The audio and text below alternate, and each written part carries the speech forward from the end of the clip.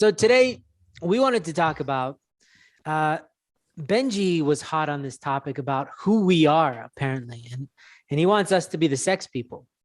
And so, what does that mean? We're gonna get it. We're gonna get into that because we talk incessantly about sexuality, but I feel like we talk about it almost medically sometimes. We talk about it so much ad nauseum that it's like we're detached from the fact that we're talking about sex for a Mm, living, you know?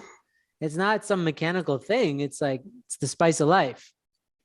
yeah. So when you say stuff like that to me, Benji, Banger, ou Yao Mao, I wonder what is it that you're talking about? So what is it? If you could see the High Noon people, or you could see the Family Federation people, uh, as the sex people, like what are you talking about? Yeah. Yeah. I'll just say it really quick, just upfront. I think, and this has been my kind of driving force for the last 8 years that I've been doing this kind of work with headquarters, BFM, Family Fed, and High Noon, is that I think we should go in the direction of becoming the sex movement. We should be the people of sex, of absolute sex, true sex, whatever you want to call it. We're still figuring it out. We're still figuring it out. I don't have all the answers, but I think that this is truly at the core of where we are. If you've read the book Core of the Universe, the core of what I've been doing, like I've been blessed for 11 years now, right? And it's been a journey for sure of figuring out what this blessing thing is, what marriage is all about, how to navigate the ups and downs, the difficulties. And I've shared about that a bit here.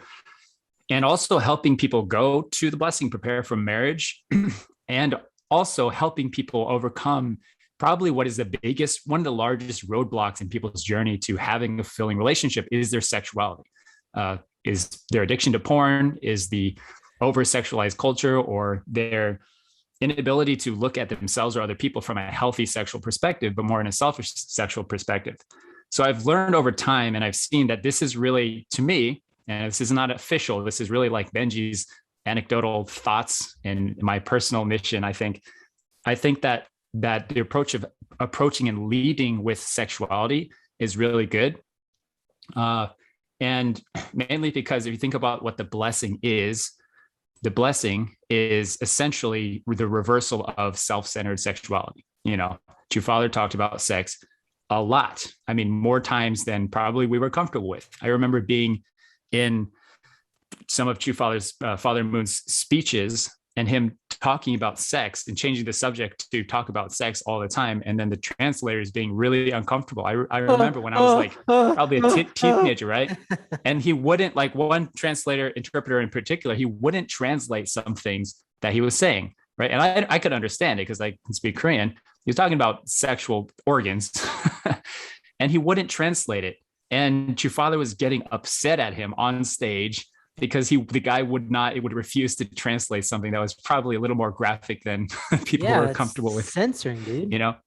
So my point is, like, this is such a big thing. It's obviously the center of what the blessing is supposed to be, which is the reversal of, self-centered sexuality throughout all of history, not just from the beginning of time, from Adam and Eve, but from all of history. It's been a misuse, for the most part, a misuse of our sexuality to serve ourselves as opposed to serving God and others and our spouse. So if Okay, that's okay. yeah, Let me hold you. There's some stuff to unpack here, buddy. Because again, we talk about similar things repeatedly, and so we can be caught in the trap of speaking in platitudes or speaking in slogans or these big grand statements without really having, the connection that merit such a statement. So you're talking about sex being a self-centered act and that having some sort of negative impact on history. I want you to unpack that for real, because if you've, received lectures like we have many times, then you're kind of desensitized to such a statement because you've heard statements like that many times. If you've never heard that, there's a lot of blank space in that statement. So I want you to really, what does that look like? Okay, let's say humanity got off on the wrong foot. When we started being sentient beings and we could decide, we became self-aware, which at some point we did whether you're religious or not, there's clearly a distinction between self-aware humans who are sentient beings and animals, right? At some point, we took our self-awareness and used it to be a bunch of weenies and kill each other and murder each other. But how, in God's name, I guess literally, how in the heck, oh, I censor myself like crazy, does sex have anything to do with that? And I'm not doubting you. I just am trying to play the devil's advocate so that you can iron this out, because I want this to be really crystal clear. I mean, for me, it's pretty clear. I think as a movement, we are unpacking it for sure. It's definitely not something that's an easy solution. I mean, pretty recently, we were organizing a big rally for family fruition, and some of the organizers, right, came to me and they were asking, like, what should we, kind of asking for a little bit of advice about how we should promote this rally. And I said, make it a sex rally. Just call it the sex rally and see what happens. See how it plays out, and have real testimonies of people such as couples and individuals in High Noon who have seen transformation through getting their sexuality in check, right? So I'm saying is we're figuring it out. I'm figuring it out. And people have asked me this exact question too, is what is absolute sex actually? But I'm curious to know what you think too, Andrew, because I'm also trying to figure it out, as you know. So it could go a lot of directions, and there are infinite holes to be poked in this ideology, obviously. Yeah. So what do you think? In order for this to mean anything at all beyond, I think if somebody were to hear what you just said, they would instantly either accept it or reject it, but wouldn't process it.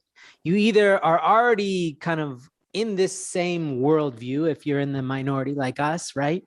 Or you're in the majority, who'd just be like, that's a bunch of gobbledygook. So in order for that to really make sense, I'm not saying what you're saying isn't true or it doesn't make sense. I just think that it's really high level. And for that to really make an impact in people's lives, they have to kind of bring it down to the ground, to the earth.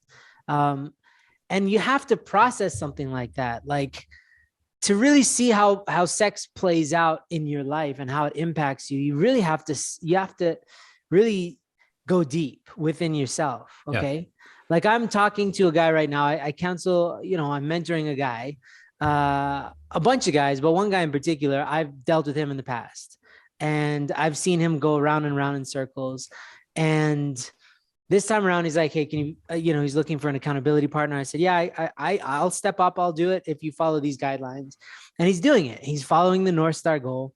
He's getting clear about what it is that he wants in his life, really crystal clear. And he wants solid relationships, rewarding, giving relationships. Okay. That's all he wants, is like just with the friends and family. He wants to like gather a community around him that of supportive, amazing people. And what he's realized since starting this, time with me, is that he's already surrounded with amazing people. He just wasn't engaging with them. Okay. He wasn't connecting with them because he was being very transactional, because porn taught him to be transactional with people, that people are there to give you what you want, and then you leave. And he was realizing how much porn impacted how he interacts with his business partners, his neighbors, the postman, whatever.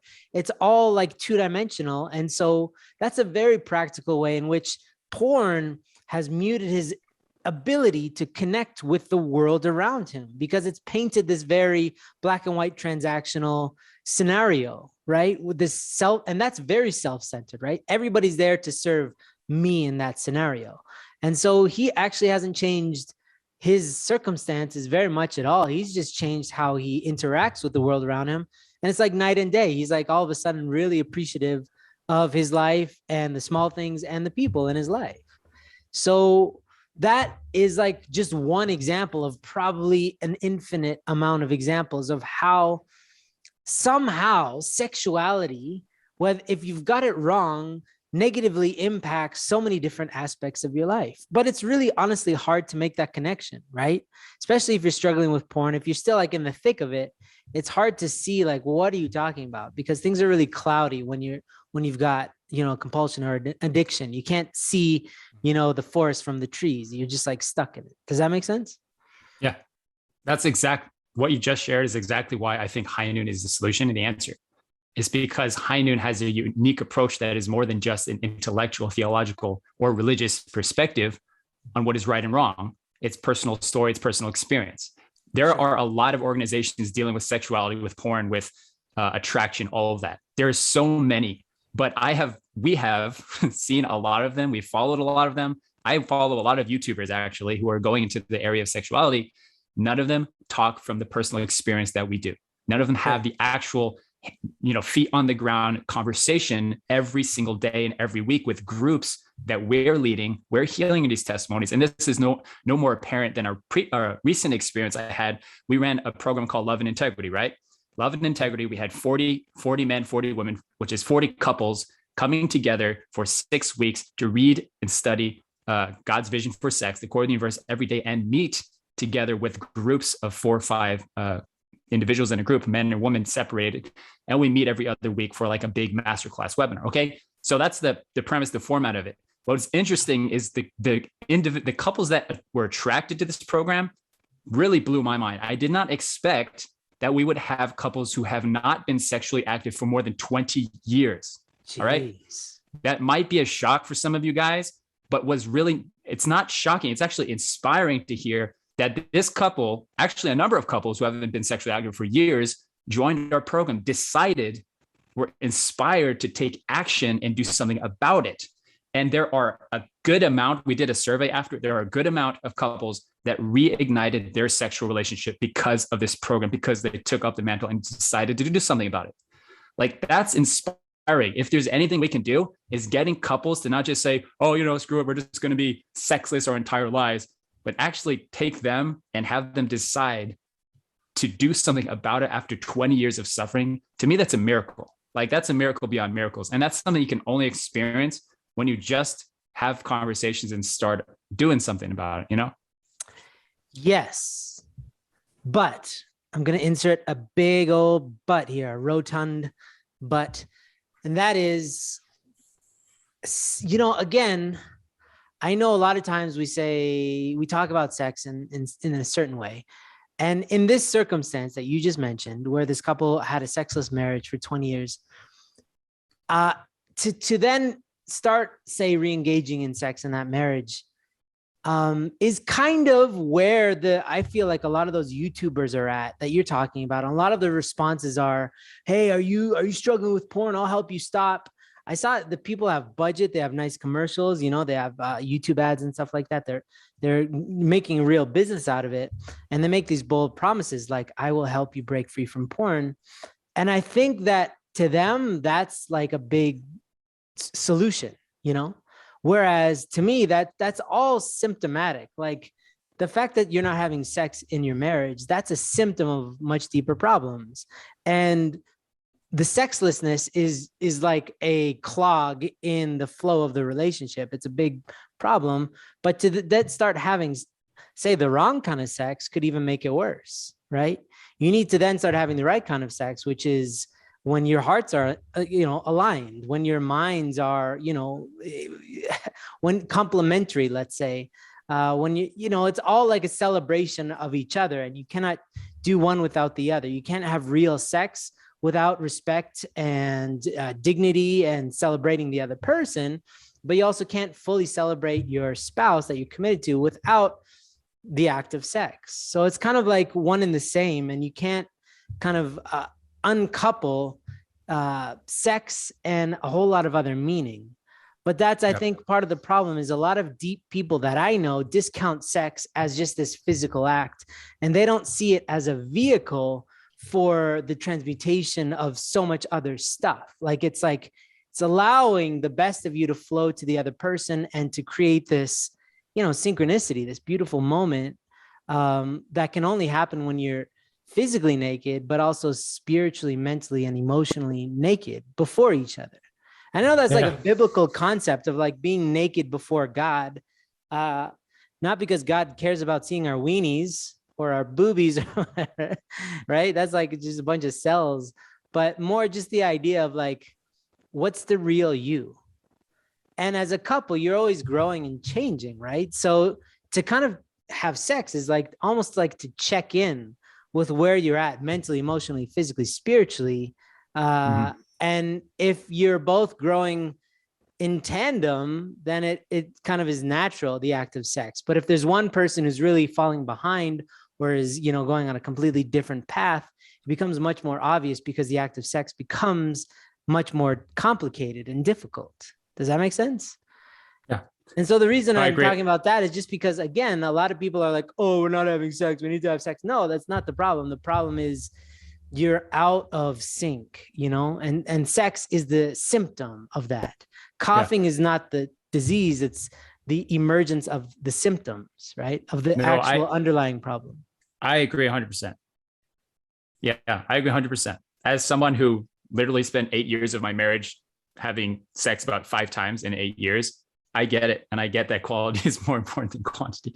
And what's really interesting is because we surveyed and we of course we asked about frequency of sex and that kind of stuff, because it's a kind of a good metric to know, but we really did focus more on the quality of communication and quality of their sexual relationship. Even if they weren't having sex, like those couples that weren't having sex for years, Yeah. the more important question is how's your relationship, how's your communication about sexuality? And 85% of them said that their communication about sex has improved. I mean, that's partly due because the constant give and take that they're having about it, right?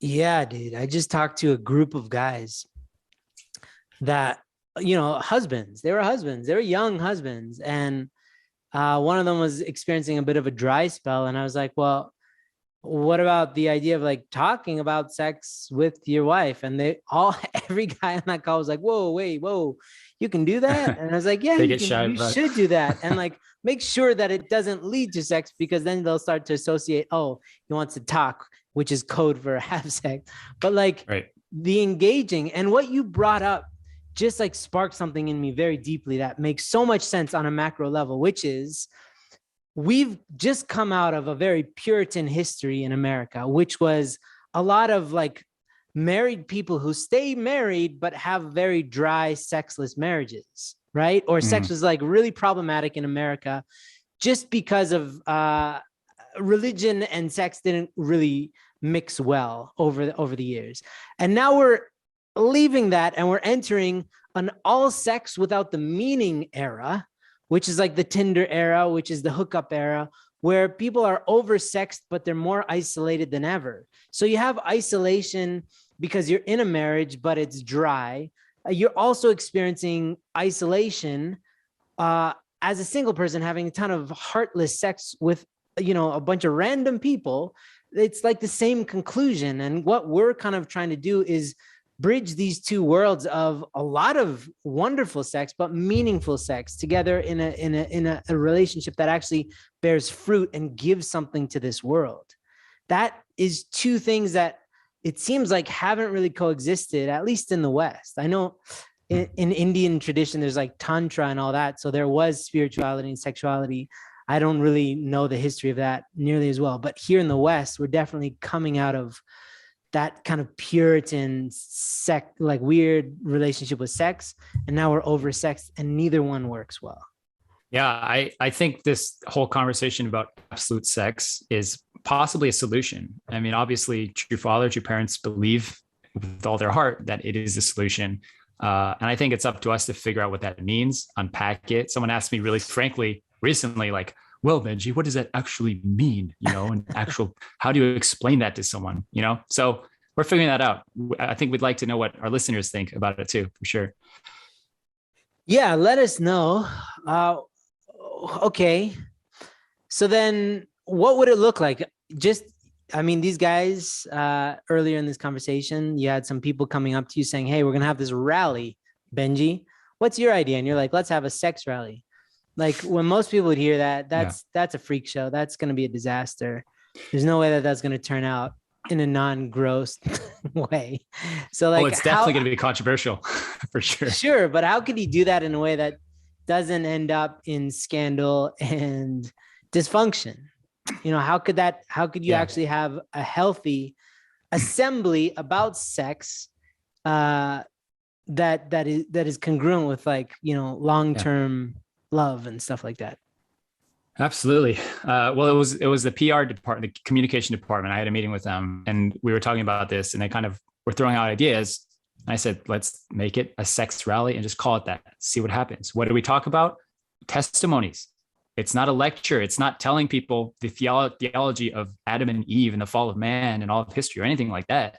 It's testimony about what is it like to live a life that is of absolute sex, of selfless sex instead of selfish. Testimonies of people from High Noon who are, knee deep in a porn addiction, finding a way to reconcile their relationship with their spouse or their wife and their husband, and actually come to thrive in their relationship. I think that's inspiring. You can't argue with people who are really living a quality life, people like me and you, Andrew, who decided to commit to this blessing thing, to this eternal commitment of marriage, and having to go through a lot of challenges along the way and figuring out how to grow in the end. It's really controversial because most people would not choose this kind of lifestyle, but why? Yeah. Yeah, I don't think a lot of people believe it's possible, or there's a lot of, spinning of the truth and a lot of naysaying, just like love doesn't last, marriage is prison, all this stuff. And even like really smart people are saying it. And it's a lot of scare tactics because they're scared because they've seen it. They've either experienced it firsthand through divorce, or they've looked at it in their friends or their family. I get it, but it's also, like this idea of it's somebody else's fault that like the idea of marriage doesn't work for them, so marriage needs to be thrown out. It's like, no, maybe they just weren't good at marriage, or maybe they didn't understand it or whatever, right? But the blessing goes that much further.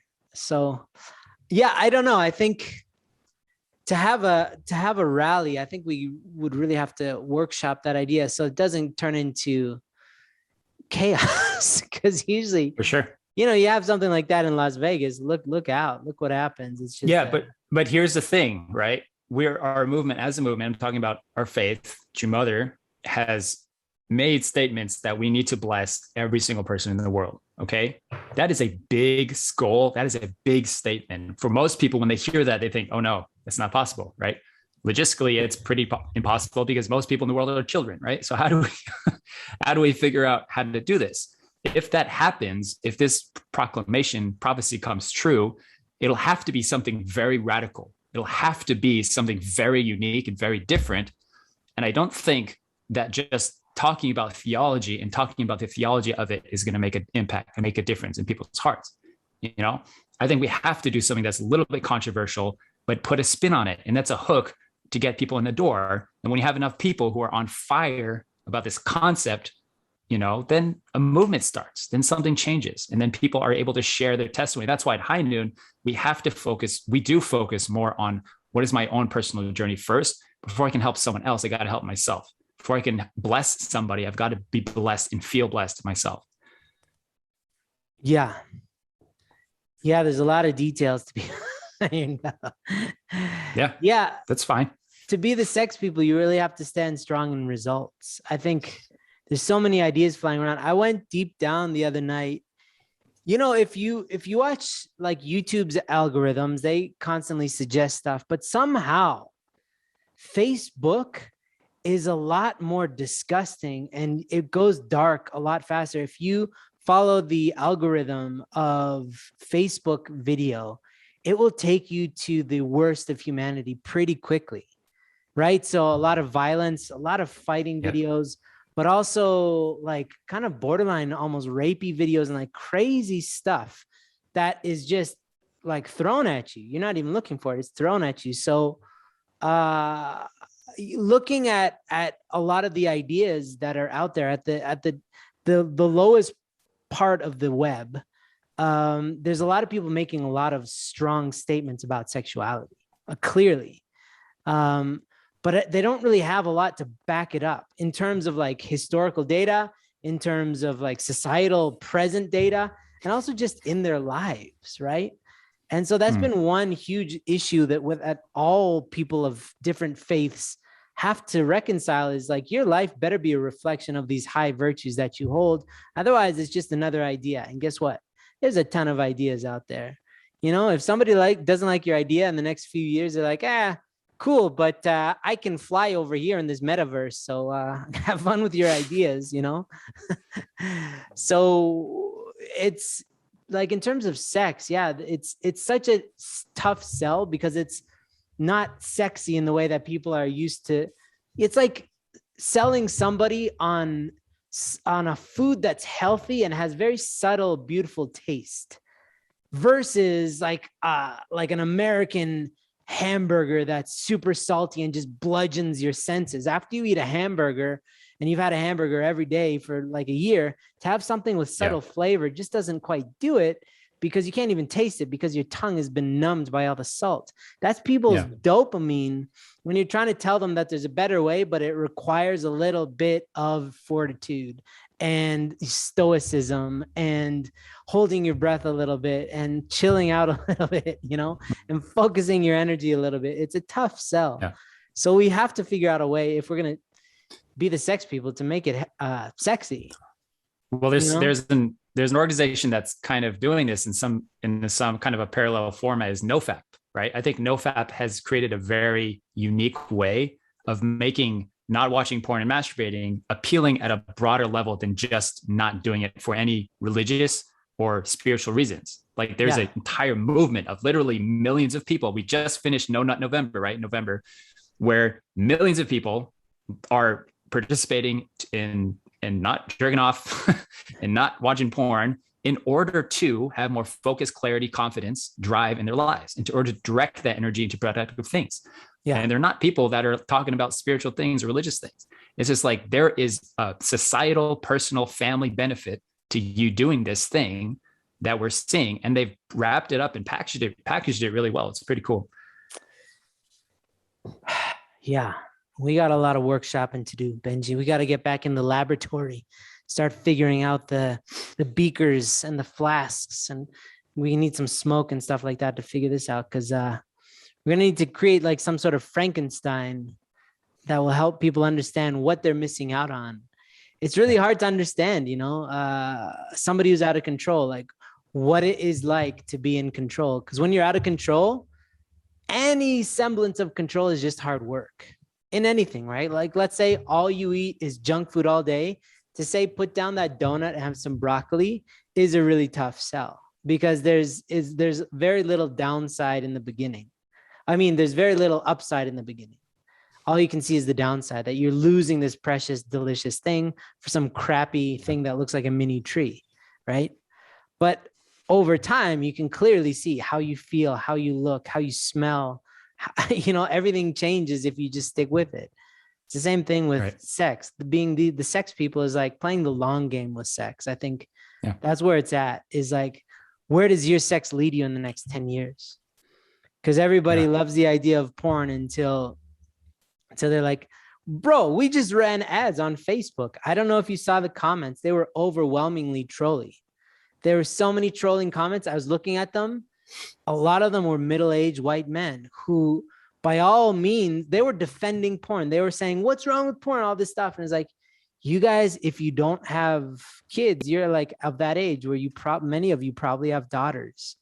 Like, the fact that you don't see that your attitude leads to longer lasting issues, even in your own family, is bananas, because there's no vision there. It's just like a reaction to, oh, you're trying to take away my porn. It's like, okay, let's stop for a second. What about the next 10, 20 years? You want to be an 87-year-old alone in your retirement center watching porn? Really? Is that where you want to be? Or do you want to be like in the warm embrace of somebody who's dedicated to loving you more than anybody in the world? Which sounds more appealing? It's at a very base level. Yeah, that's definitely a symptom for sure. Something bigger, right? Yeah. People think like that. Yeah, I think we're definitely figuring it out. We're figuring it out, and we have a long way to go, but I definitely think it's okay to take a swing, and it's okay to take a little bit of risk.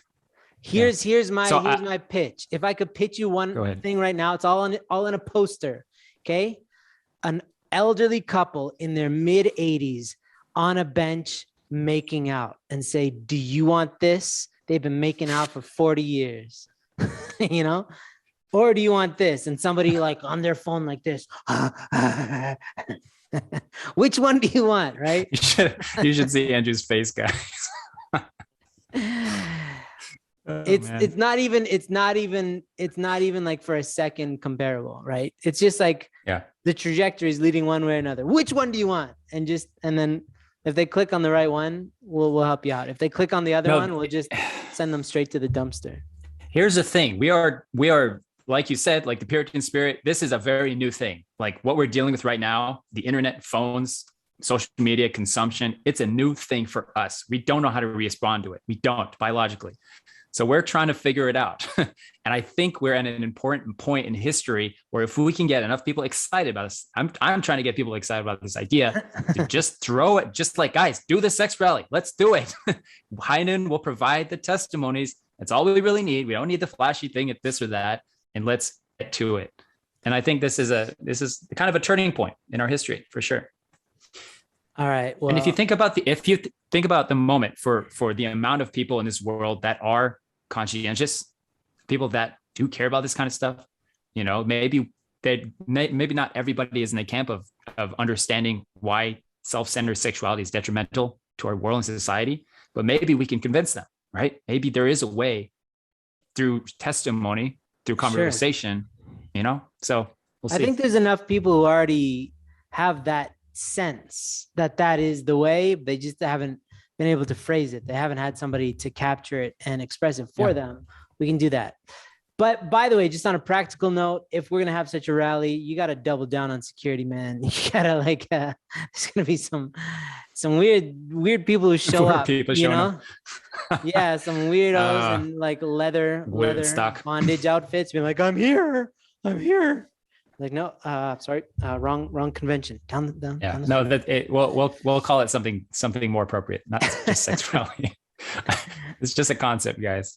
This is nothing official, by the way. This is not like a family-fed endorsed event. Our bosses have not written this down yet. They have not signed off on this.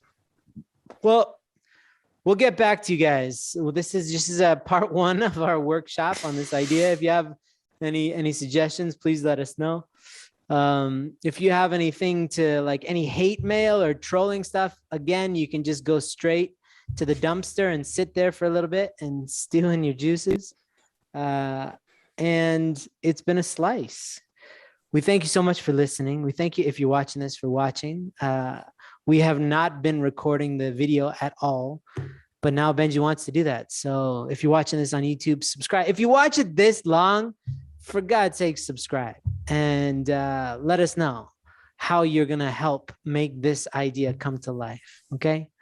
And save your hatred for somebody who cares. If you're a troll, go back under your bridge. All right. Thank you so much. And we'll see you in the next one. Woo. Bye-bye.